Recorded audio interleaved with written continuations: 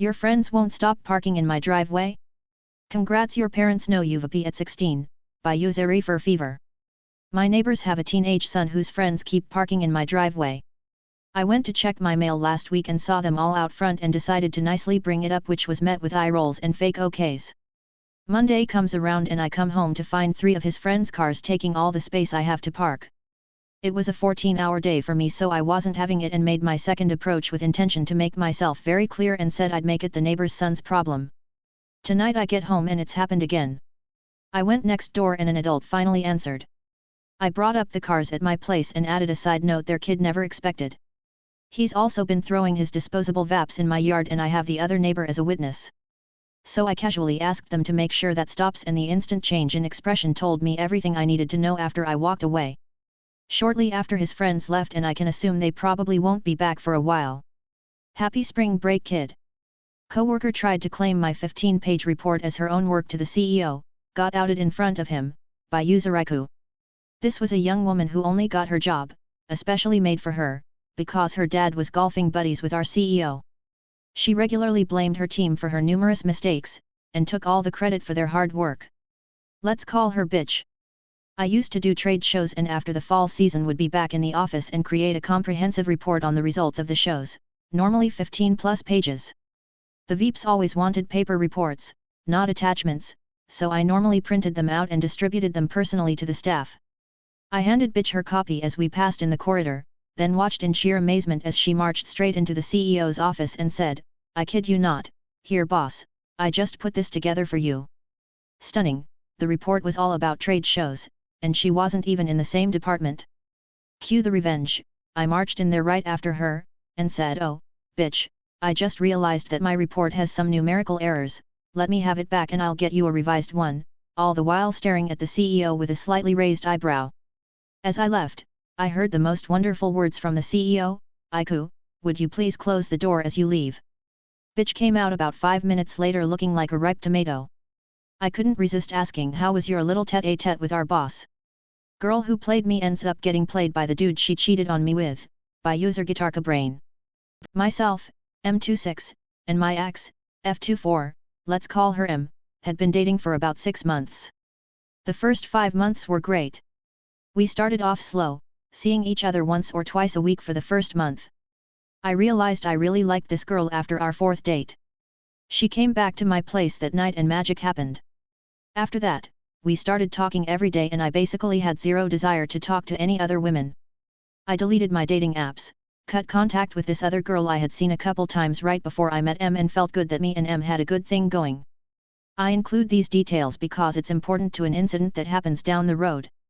For the next 5 months we went out every weekend, spending almost every whole weekend together. So one night after a night out having food and seeing a comedy show, she's just in an awful mood. There were about 6 comedians performing one after the other. This first dude came up and had that whole bitches ain't shit blah blah blah don't ever settle act. It got laughs but not from me. After his set immediately, my girlfriend leaned over and asked what that was all about.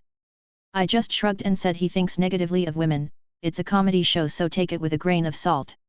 She just said I know, but then the whole rest of the show she couldn't find anything funny. Fast forward to the second to last guy who had a funny story about his cheating ex but no hatred in his voice. He seemed over it and did not badmouth her at all, especially compared to the first guy.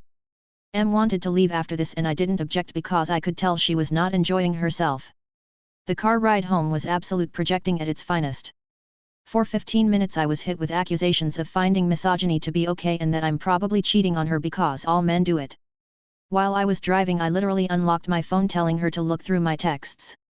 Wasn't enough. I dropped her off and she said we're finished and that she had never seen this side of me before. I sat there shocked and at a loss for words. She got out and didn't turn back, just walked in her house. Not gonna lie. I cried on the drive home once I was out of her presence. It was that helpless feeling of thinking you did everything right but realizing it's not gonna work. A month passes by and I sort of am over it. I had reached out once being ignored and then the feelings dissipated gradually with no contact between us.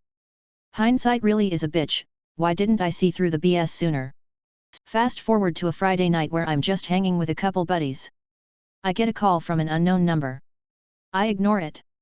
5 minutes later a text, Hey man, I think you and I should talk.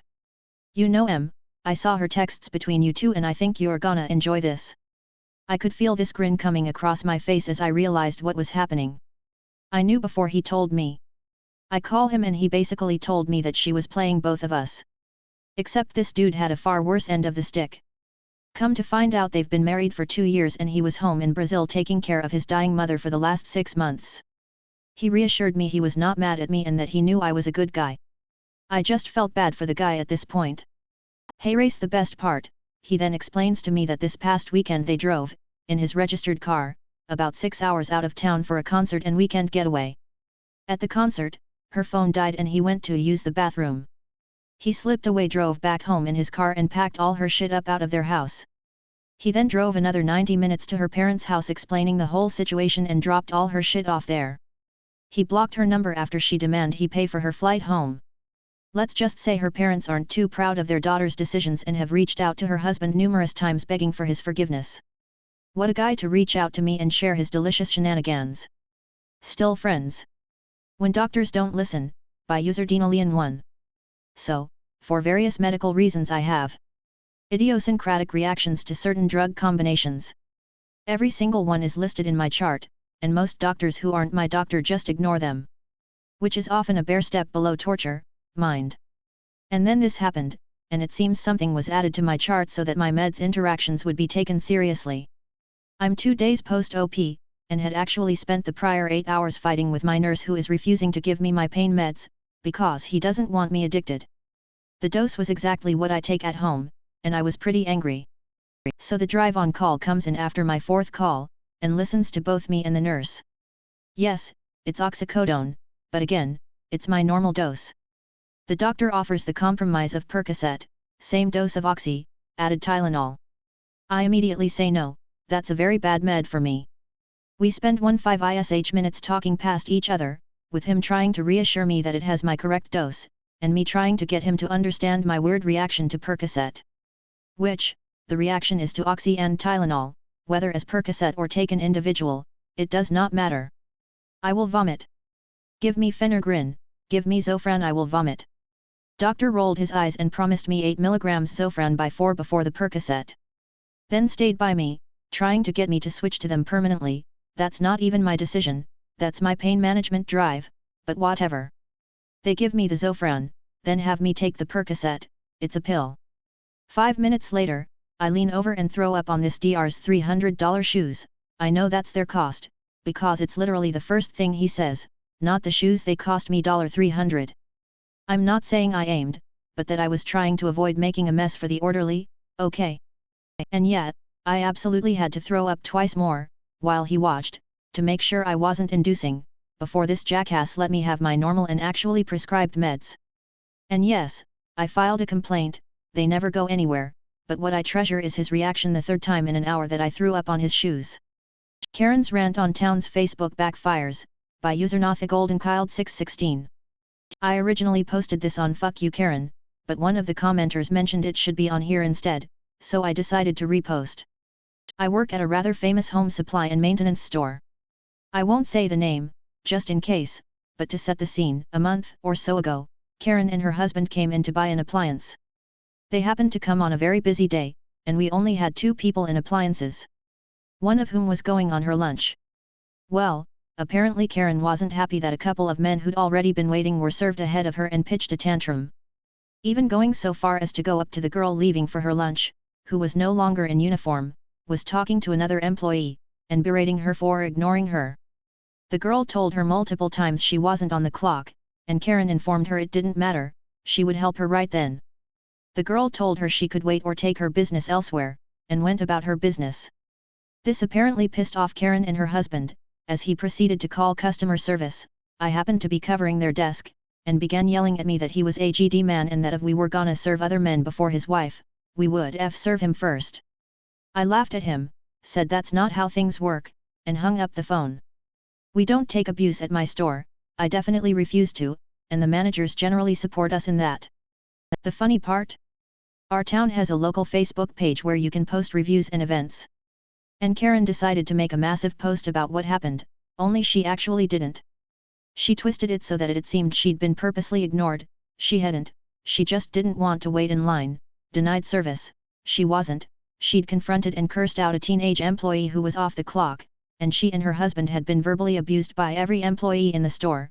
They had spoken to the girl and to me, and neither of us abused them, we were both abused. Of course, at first, she got sympathy from a lot of women of the same mentality. A lot of "no one wants to work anymore" comments. But, one of our cashiers happened to be told about it, and showed me. I'm petty. I'll admit it beforehand. But, I made a fake Facebook account, I don't do social media much beyond lurking on Reddit, and joined the town's page. Needless to say, I first commented, in explicit detail, everything that actually happened, including direct quotes from the other girl. Then, to sink the "fuck you Karen" knife a little deeper, I copied my post, and replied to every comment on her post. This isn't actually what happened. What happened was insert comment here. Within moments the entire town turned on her. Hundreds of comments calling her a liar and a horrid person. The next morning, the post was gone, and she's never returned to our store. Was I a bit of a Karen myself? Maybe. But when it comes to my fellow employees, I tend to fight petty fire with petty fire. And thanks to this situation and several more since then, I've become the go-to for dealing with Karens and rude customers when my coworkers can't get a hold of a manager. No way this can end badly, right? LOL. Edit, dear gods, at the amount of people asking what GD man meant. I didn't say it, people, it was a quote. I'm assuming he was self-censoring goddamn man, though I have no idea why. He didn't have any issues using any other profanities, which he made clear. Second edit, I'm not gonna be commenting anymore on anyone guessing where my place of employment might be. Sorry mate. Narrowing down the list. And while my Reddit is fairly anonymous and the Facebook post proving what happened was deleted, one of my coworkers has already found my post. And two of my assistant managers have now heard the story. Face with tears of joy, while so far all I've gotten are basically cheers, lad. If it makes it back to the wrong person that my post implements my store, I could lose my shite paycheck, lol.